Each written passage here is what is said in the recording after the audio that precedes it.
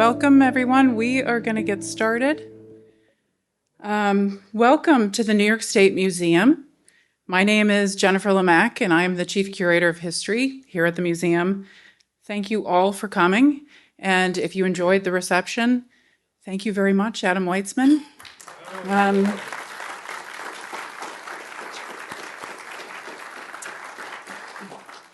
We have a great program tonight. The New York State Museum was founded in 1836. With that long history, we've built what we've called our foundational collections. Collections of artifacts that define the museum's identity and purpose. For us, these include the Cohoes Mastodon, the Morgan collection of mid-19th century Haudenosaunee artifacts, the Shaker collection, and the Weitsman Stoneware collection. Although the Weitsman Stoneware collection came to us later, well into our second century of collecting, it certainly made up for lost time. Since the initial donation in 1996, the collection has grown to over 500 pieces. And it's not just the everyday utilitarian stoneware from the 19th century. These pieces are truly spectacular. Adam Weitsman specifically seeks out rare, highly decorated, and presentation pieces. That's what makes the Weitsman Stoneware collection not only the New York State Museum, one of the New York State Museum's foundational collections, but also one of the most significant collections of decorated stoneware in the world. A heartfelt thank you to Adam Weitsman for his incredible generosity over the past 3 decades. Thank you.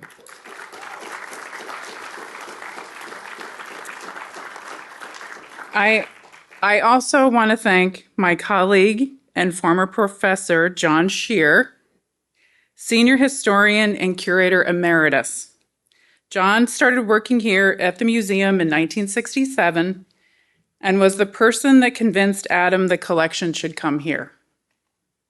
John retired in 2019, but for the last 16 years, John strolls in on Tuesday afternoons and regales us with his stories from vacation and all of his happenings in Clifton Park. He's the town historian there and in hot pursuit. And immediately gets to work researching and processing every single piece of stoneware that comes into this building. We need him much more than he needs us. So thank you for your decades of dedication. It is certainly an easy, I know, a teenager. So now for the main event. When John Sladek moved to the Rochester area in 1973, he started collecting stoneware, which was easy to find at local flea markets and farm auctions. As a biomedical scientist, he brought a keen eye to the design elements and signatures on each piece. His curiosity led him to research the decorators behind the work, artists who often traveled from pottery to pottery and were highly valued for their skill. Today, John has a collection of over 350 pieces from Rochester and Lyons, New York. And through his research, he's been able to identify some of the individual decorators who created them, much of what we'll learn here today. In his other life, he's been a medical school professor, department chair, vice chancellor, and university president.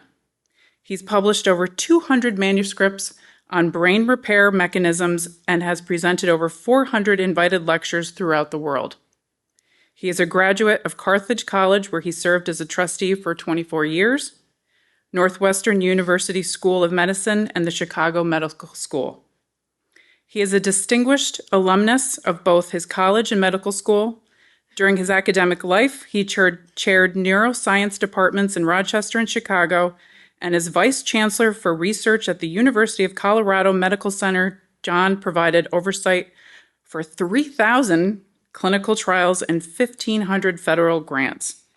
He also maintained his own research laboratory on novel therapeutic approaches for Parkinson's disease and neurological disorders. He has published over 200 peer-reviewed manuscripts and was the editor-in-chief for 15 years of the medical journal Experimental Neurology. In addition to his passion for New York State stoneware, as if that was not enough for his resume, he is an accomplished saxophonist, an avid cyclist, and enjoys nature photography and winter sports in the mountains of Colorado. He is married to Dr. Celia Davis Sladek, an internationally recognized neuroendocrinologist. Ay, ay, ay. So without further ado, Dr. Sladek.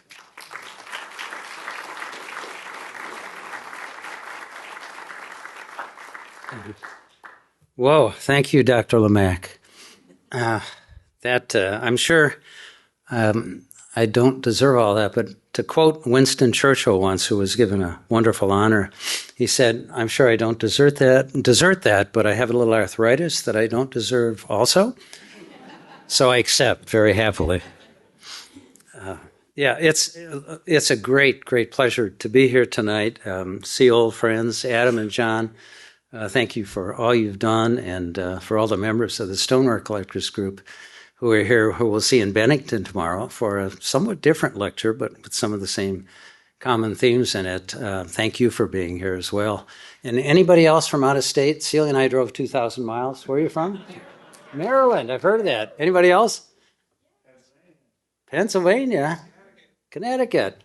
How about my home state, Illinois? Anybody here? Okay, next time. Grandparents. Good enough.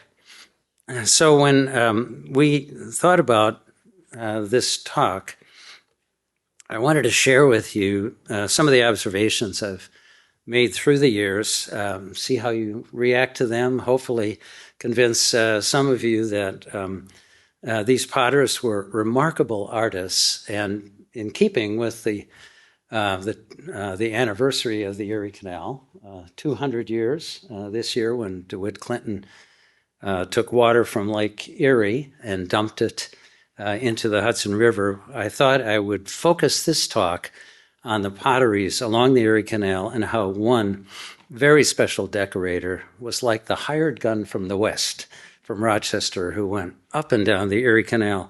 And when I sit in my stoneware room at home and just sit back and look at pieces like this, and I see commonalities.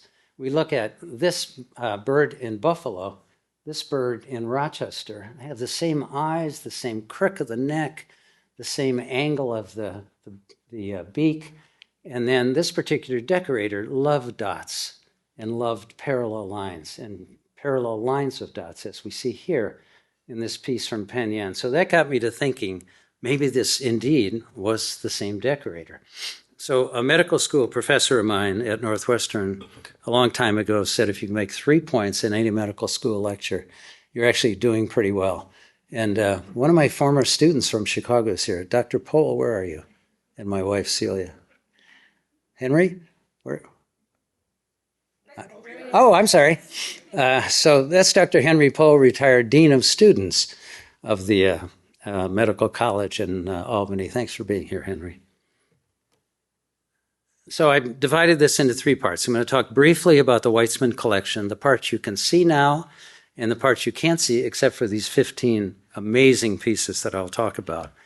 And then we'll talk about potters who traveled, and then the Erie Canal and how that facilitated really the movement. And so here's Adam a few years ago.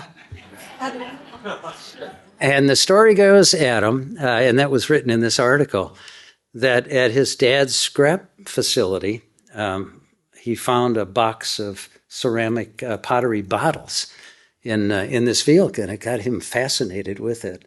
And he started moving around and going to auctions and flea markets and things and amassing just an amazing collection. And of course, Art for the People, which he and John Shear beautifully put together, is a landmark work. And I know many of you have brought it tonight and had him autograph it, had them both autograph it. So here's the collection you see. with these amazing pieces, including the wonderful picture, which I believe was at the 1893 World's Fair, or 1853 World's Fair in New York, which was a fair to promote the industrialization of the United States. And it made sense for every manufacturer in the country to exhibit. And the unique thing about this piece is it doesn't just say Harrington and Berger Rochester, it says Stoneware Manufacturers, and they emphasize that. And then here's Adam's collection a long time ago, when it was still in his home. And if we just focus in on a few of these pieces, we see this magnificent horse and the lion.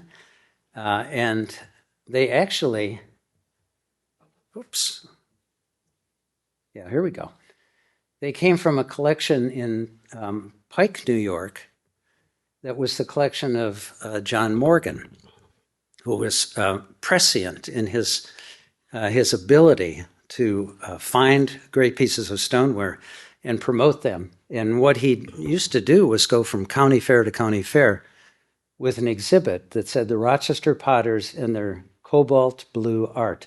And here are many of the pieces that currently are in this museum. Adam, I still have this one though, and this one, so you can't have those. You can't have those quite yet. But this piece is, I think it's sitting right over here. Yep. So they had an origin, and then several years ago when we were here, here's John Shear and Celia looking at some pieces in the back room. And we're just going to focus in on these two, the Great Rooster, which is up here as well. Here he is. And then the Great Stetzenmeyer Double Floral, which is simply spectacular. It's over here somewhere. And so here they are close up. Frederick Stetzenmeyer, 1853 to 55, John Berger, contemporary period of time, competitors, so to speak. And then here are the 7 eras of the Berger pottery. And I'm going to start with the Nathan Clark era, 1839 to 1851. And it was in 1851 when John Berger and Thompson Harrington of Lyons, and Berger was an apprentice in Lyons before Nathan Clark asked him to move to Rochester to manage the pottery in 1839. And it's during this first initial period of the Great Rochester pottery that some fascinating observations we could make, none the least of which is that there were 3 primary decorators. Now, two of the decorators used a quill cup, which you see here, and there's the great stag on the end with incredible number of dots, and a numeral that's dotted. And here's John Berger's home in Rochester. His daughter Emma made a painting of this. We have a copy of that that the great-grandson shared with us. And it is indeed his home. And here's a very distinctive numeral with a dot after it, and then the rooster with the dot after it as well. And then here's the great Niagara Falls cream pot, the iconic laurel wreath, which became almost a trademark of the Berger pottery. I bought this piece in 1988, was a steward of it for 25 years, and then Adam kindly made me a wealthy man for a while, and thank you, Adam. And then I only sold it to Adam under the condition it would be displayed for all to see. We believe, because John Berger's 2 daughters, Emma and Mary, were never married, that he might have made this as a special piece for his favorite niece, who he helped immigrate from the Alsace-Lorraine region of France, where John the Potter came from. And it was found at a home in Batavia, New York, being used as a doorstop in a living room, in a dining room, but it was undamaged. And it's spectacular. Adam, I know I told you it was a one of a kind, but here's a 2-gallon. So I don't know if you want to buy this one too, but it's not for sale. My daughter photoshopped that for us. Jessica is an artist who uses photography as a medium, and I said, Jess, I've got to have some fun with Adam tonight. Okay, so for years, let me go back one if I can. Yeah, here we go. For years, John Martinelli kept arguing with me that that's not Niagara Falls. It's the Rochester Falls, right by the upper Rochester Falls. I kept saying, no, John, that's the plume, that's the American Falls. And what convinced John was this line, this thing on the left side. Turns out that a Philadelphia banker had built an 80 stairway called Biddle Stairs on the side of the falls. And you see it here just barely. And that's so people could go down to the base of the falls. And when I showed John this photograph in Biddle's, he said, all right, you're right. I finally agree with you. And what the inspiration was, in addition to maybe being a presentation piece for a wedding for his favorite niece, tintypes were done with special backgrounds. This is John Berger Jr. and his 3 sons, one of whom is the grandfather of the young man we visited yesterday, Jeff Berger. And that could be inspiration too, we just don't know. Okay, so now let's go backstage. And we've brought out many of these pieces from backstage. This wonderful stag, which is over here on the right. Adam, this one's in a private collection, but I know who has it, so we can work on that one. But you see just the absolute beauty in it, the characteristic shape and form. Rochester, of course, is resplendent with palm trees, and so we see those frequently, or little shrubs, often a pine tree. Here are 3 more of those. Those are also in a private collection, ours, and we're very, very happy to have these with us. But it's, again, the same decorator with these characteristic dots and all. Now here's a very special piece at a Kingsley auction in the southern tier back in the mid-'70s, and Celia and I went to this auction thinking we would buy this piece as a wedding present for a friend. And I said, dear, might have to spend $100, $150 for it. And a voice behind me said, well, that's going to separate the men from the boys. That was Martinelli. And the opening bid was $500. This is John Morgan. He went to $1,000. It went for $1,500, and John afterwards said, I didn't have a penny in my pocket. I don't know how I would have paid for it. But the reason I show it to you, in addition to the fact that the backup piece is the deer that we now have, is that I think it shows the subtlety between the decorations of the 2 primary potters. So here are 2 cornucopias and floral displays that are very similar, but if we look at these carefully, there are some differences, none the least of which is one has a dotted numeral and the other does not. One has an extremely broad cornucopia base, and this one is much thinner. And then if we compare that with now one that was done during the Stetzenmeyer era, there are similarities to these 2 in this very distinctive 4. And look at the 4 on this cream pot here. It's that same curled 4 as we see up here, although he dotted it there, so it's hard to know. And I think this was done by the other decorator, who now was freed from Mr. Berger's only I do dotted numerals, 99, my friend. Only I do that. And he decided he would mark some of his as well. So I want to talk about those potteries. And if this is true, then who are these other potters, and why did they do that? Why did they travel? Why couldn't they just stay in one city? And I firmly believe that one was August Kretschmer, and the other was Emil King. And I'll try to show you evidence in support of that. So during this early Clark era, the years I already mentioned, there were 3 primary handwritings and 3 designs. And one of them was broad brush strokes. And I think, yeah, let me do this one instead. One was broad brush strokes on this willow tree, and he had a curl on his 2 and a flat bottom. This 2 starts out, and the base has a kink in it. And then this 2 has a little curly Q with a dot after it. And I think these were 3 different decorators. I'll call them decorators 1, 2, and 3 for the moment. But they had unique characteristics. And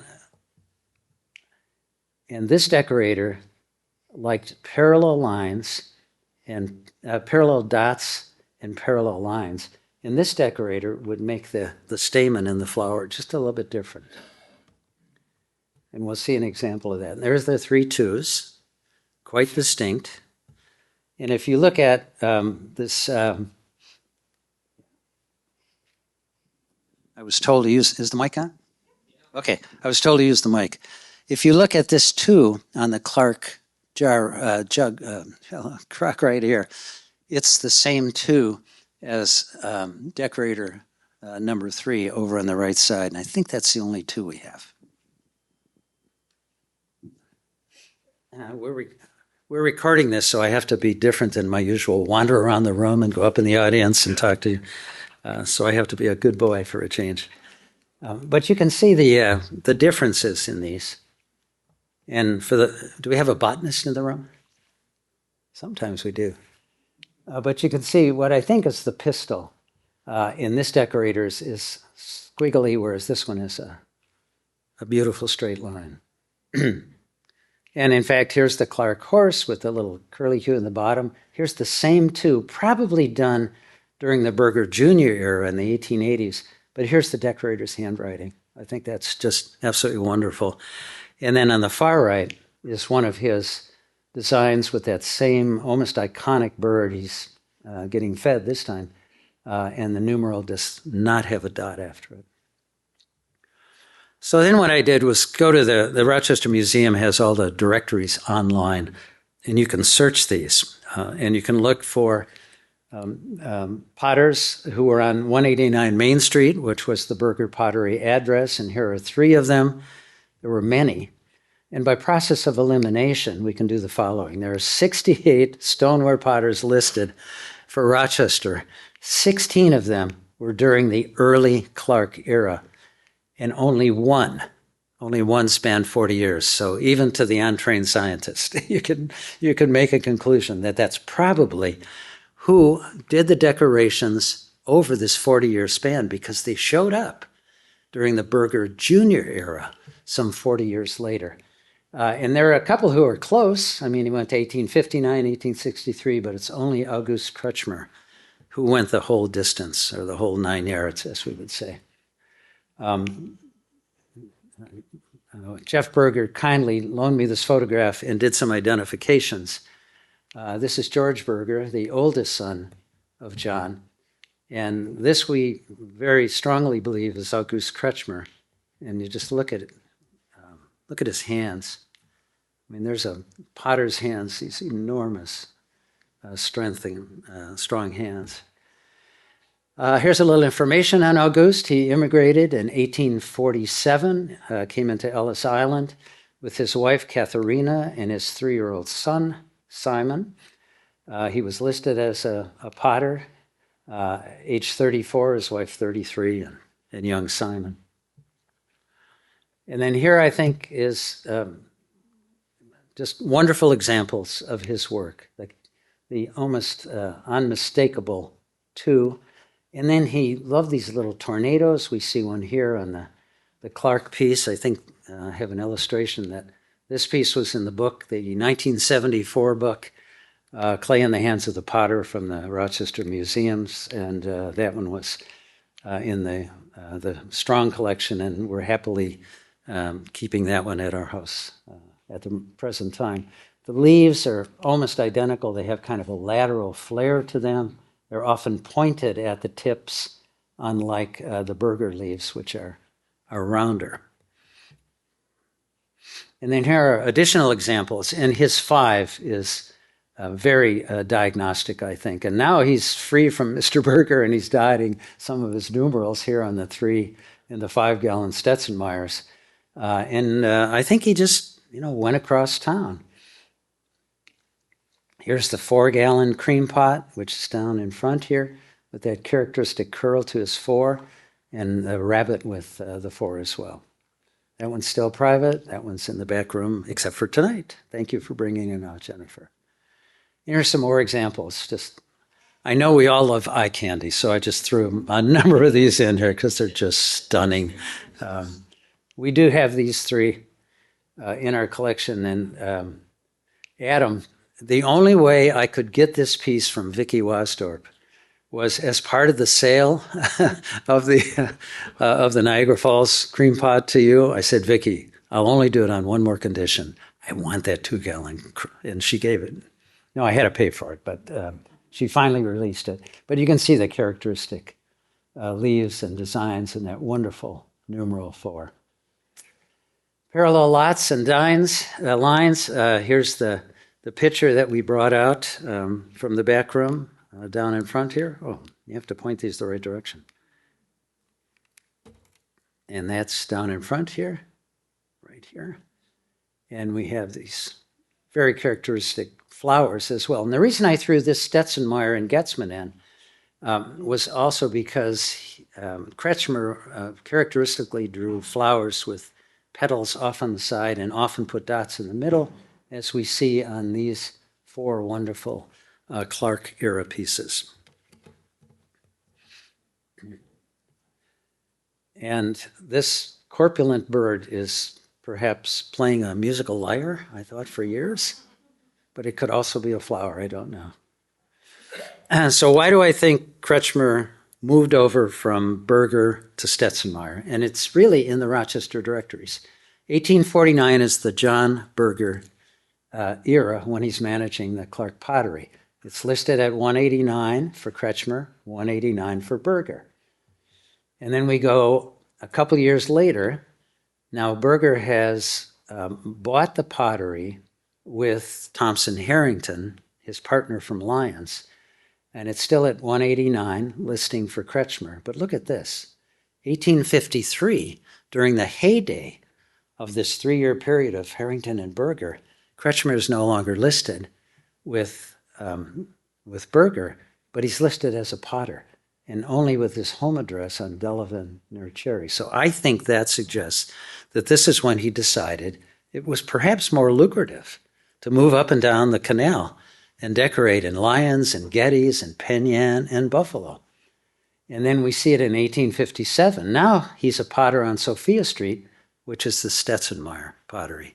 So again, it doesn't take, great intellect, but just some deduction and a lot of time spent looking through records to suggest that that's in fact the case.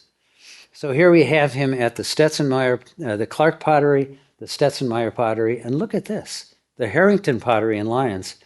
And I would argue that those 3 Fox profiles are very much the same. The position of the ears, the eyes, the little pointed nose here, the 2 are upswept. And of course the iconic palm tree on both sides and this pine tree are typical of his particular designs. So I think that's what he did. Here's some more examples. Now when Gottlieb Weitsman joined Stetzenmeyer, he was a grocer. And then look at these 2. This is John Berger Jr., almost 40 years later, 35 to 40 years later. And if we superimpose those 2 twos, I think they're identical. And if at any time you disagree with me, let me know. Speak out. I'm happy to have a discourse on this, as long as you let me win. Just kidding. No, I learned a long time ago, my students and the faculty I would hire in my academic careers were always smarter than I was. And that's the key to success, is to hire folks who are absolutely capable, charge them and get out of their way and let them do their job. And then you can take some credit for the success as well. So here he is, Federal Census, 1880. He's still alive. He's working with John Berger Jr. His son is now 35. They have a daughter, Sarah, and he was amazingly long-lived. This is a fascinating piece of pottery. It's the Egyptian Embalming Company of Rochester, New York. And that's a typical Stetzenmeyer design. And the company didn't come on board till 1879. So this was probably done during the John Berger Jr. era, 1880 on. And that 5 is Kretschmer's 5, and the designs are his designs. The lines that we've seen before in his pieces are there. Because of that, I think this is a very special example of his work at that Berger Jr. pottery. Now, he made some amazing pieces at Berger Jr. We still have these two great blue heron, the male on the left, a little more decoration on his chest, the female here. I'm speculating, of course, if there's an avian specialist in the audience, correct me, but I think the male plumage in birds is generally a little more extensive. And then these two lions, these are all John Berger Jr.'s. The fives are identical. I would contest that they were all done by August Kretschmer. And here we have the lion and the lioness. And some of my friends, this one just sold at Crocker Farm, and they asked me why I didn't go for it. And I said, well, had they been facing each other, I might have gotten really interested because these two are facing and these, but they weren't. So I passed. Also, I couldn't afford it. And then I think these are three of his greatest pieces ever. The great 8-gallon, the racehorse. I remember when we brought it to Adam and the excitement he had for it.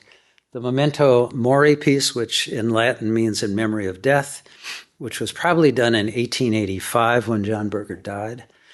And it's after that period of time that John Berger Jr. dropped the JR off of the cipher on the pottery. I'm a junior. I still call myself by that, but all those pieces afterwards, including the billheads, just say J. Berger instead of J. Berger Jr. And then this fabulous prancing horse, which we have on special display as well.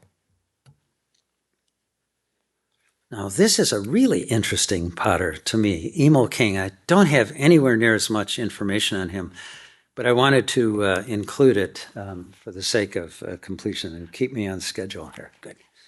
So the only record I could find of Emil King, and maybe Edson Ennis, who's in the room from the Historical Society of Wayne County, can help me because he is listed both in Lyons, New York in 1850 and in Rochester, New York at Scioto Street as his home in 1872, and he passed in 1896.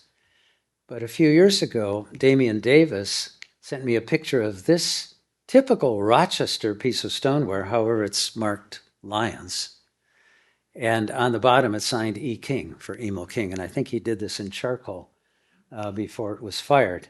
But it's a typical Rochester design, and I would draw attention to the shape of the numeral.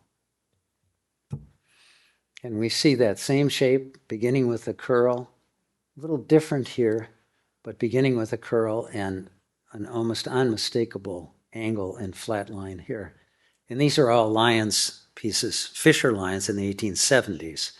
So we think he went back and forth between the two potteries, and I would love to have more information on him and maybe some additional historical information from Wayne County. Okay, so let's talk about the Erie Canal, and I'm going to take a second to get a drink of water.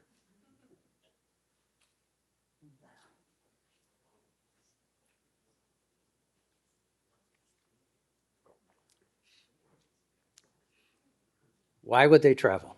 Anybody want to, was it? Money.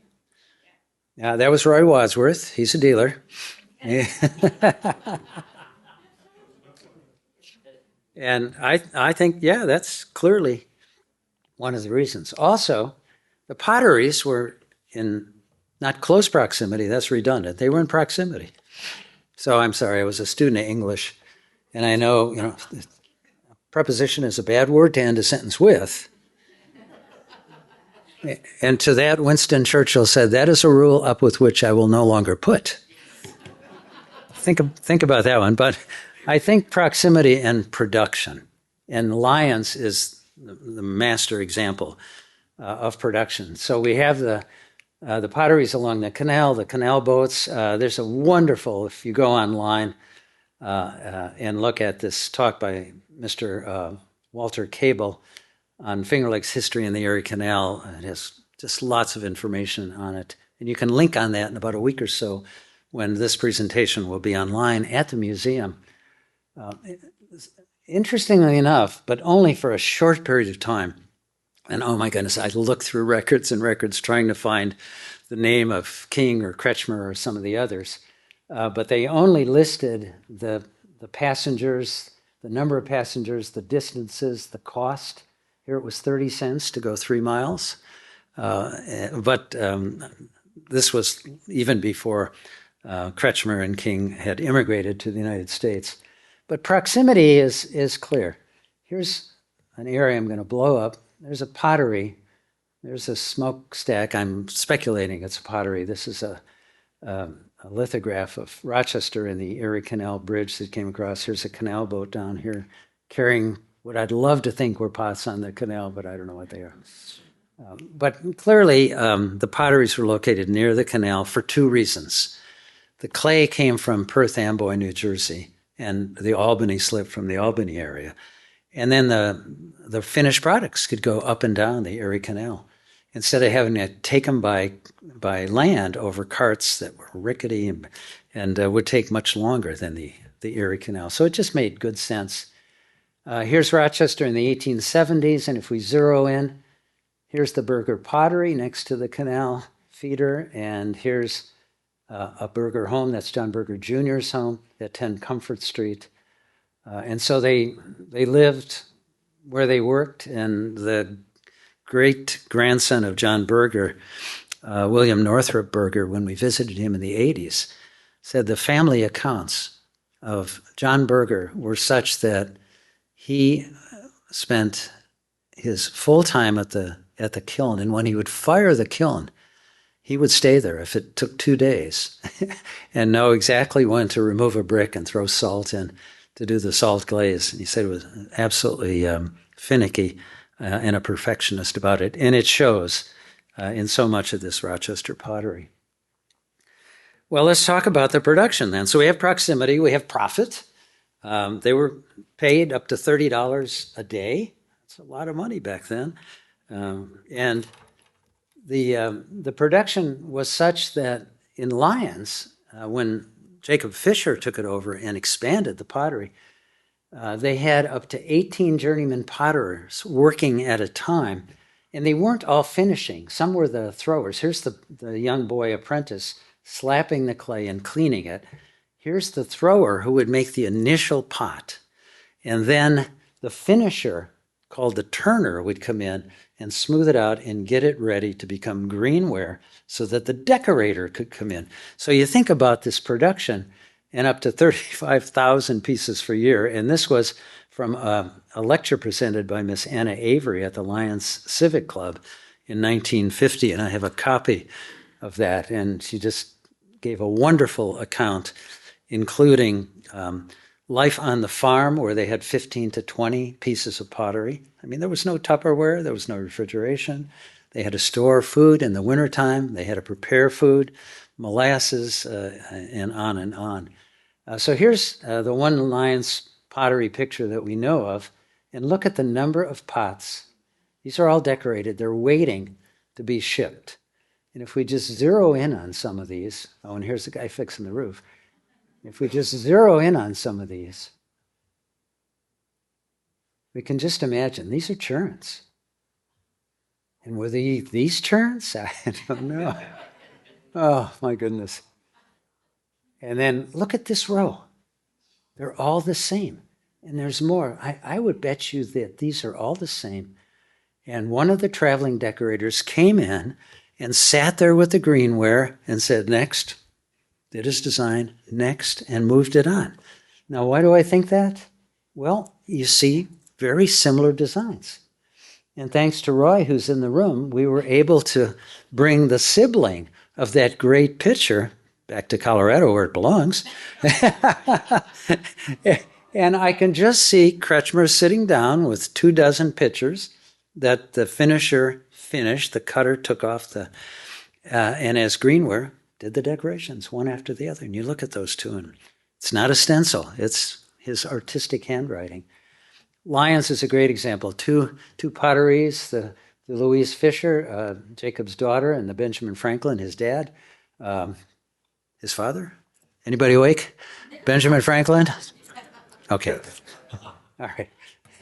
And of course, the pottery, and there's one of the boats, and the pottery was located at the Great Basin. And this is fascinating. There are 600 shipwrecks in Lake Ontario and Erie. Now, I was told by perhaps folklore that one of them off Sodas Point was from the Lyons pottery, but Edson, who's here somewhere, and sorry I can't see you all, corrected me that there's actually one sunk off the coast of Cleveland. And sometime in the last century, it was going to be discovered, but the state of Ohio demanded that the pottery would stay in Ohio because it was their possession. And so that didn't happen. But Adam, it might be time. We do an exploration because can you imagine what's down there? And perfectly preserved. And here's a canal boat that was actually found at the bottom of Lake Ontario. And of course, the Erie Canal was a great waterway, not just to Buffalo, but also to the Great Lakes in my hometown. Oops. So what would it be like to ride on a canal boat? Can you imagine? It was crowded. They were carrying merchandise. They were carrying people. They were packed in there.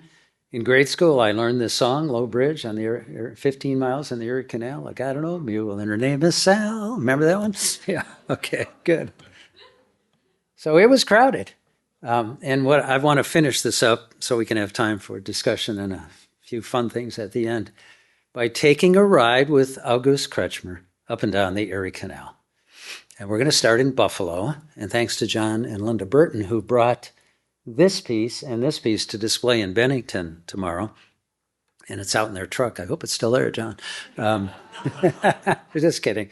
So we're going to take a ride on the Erie Canal, starting in Buffalo and looking at pots.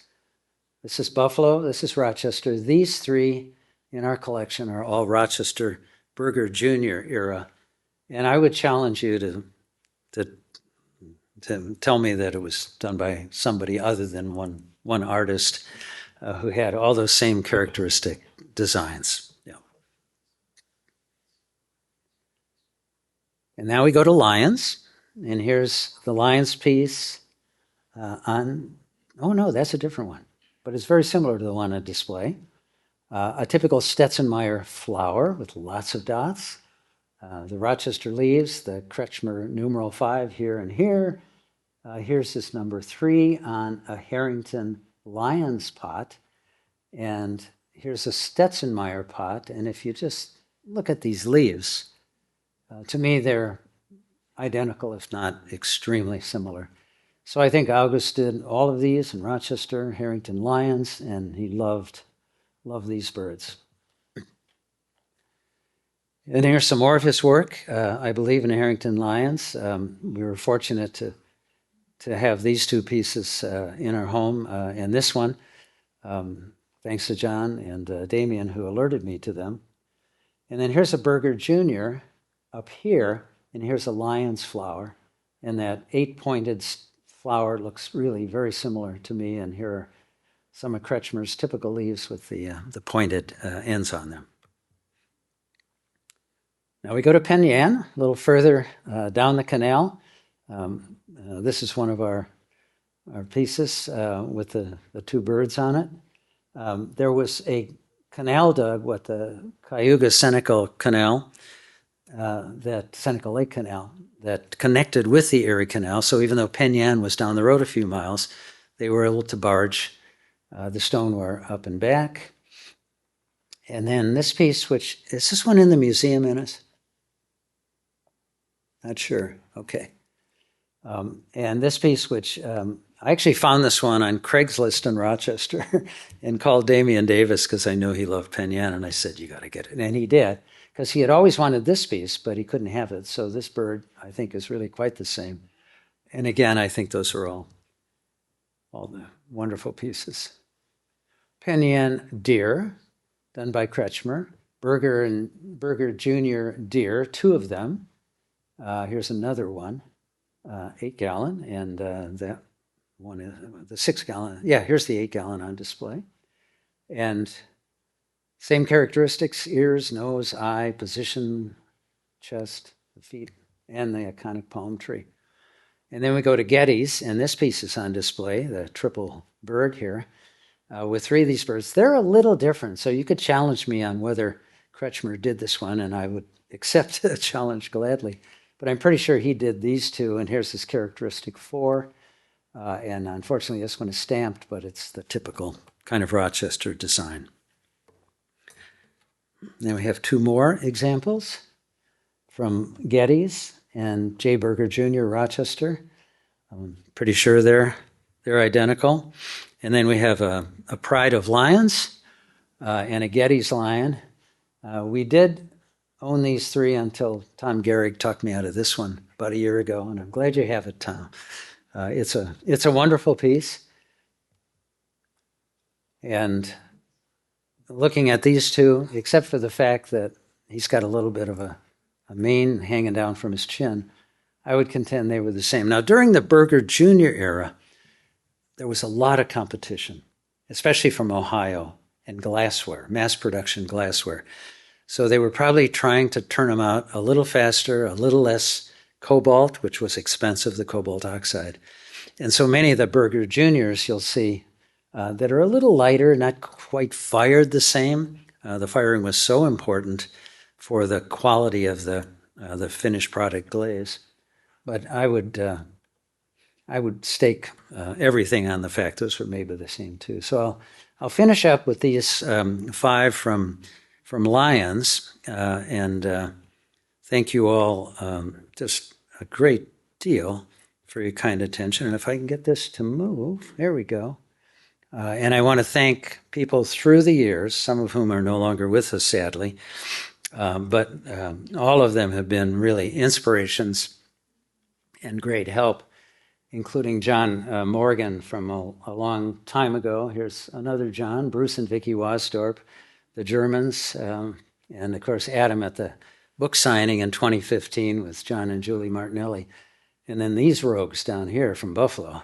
You got to watch out for the Buffalo boys and our wonderful friend and colleague. And this is the great-grandson of John Berger Jr., so the great-great-grandson of John Berger, who is still very much with us, a fantastic musician, really a brilliant person. And we met with him the other day to share some of our observations. Oh. Yeah, so I'm old enough. I'm old enough to remember Peter Falk in Colombo and his raincoat. So if I could, just one more thing. It's a quiz for you.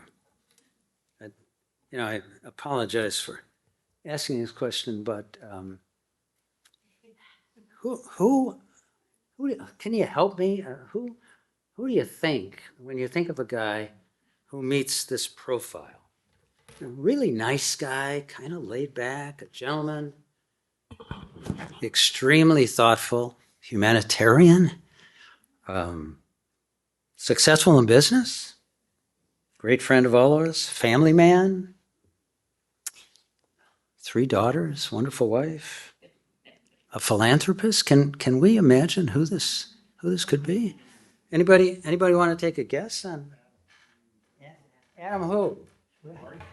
Oh, Adam Weitsman? Oh, yeah. Well, I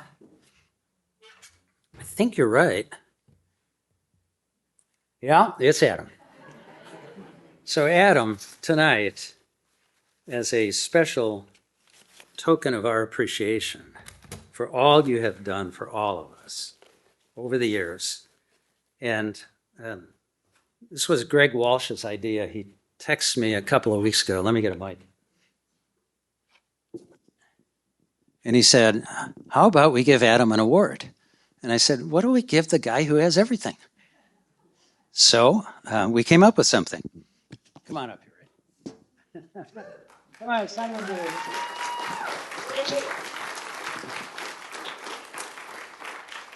So Adam, we have given you the world.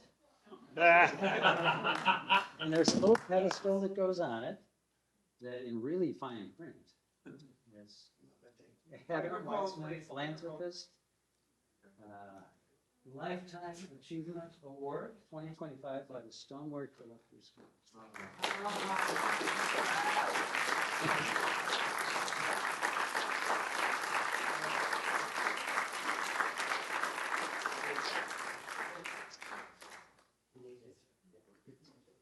Don't donate it to the museum.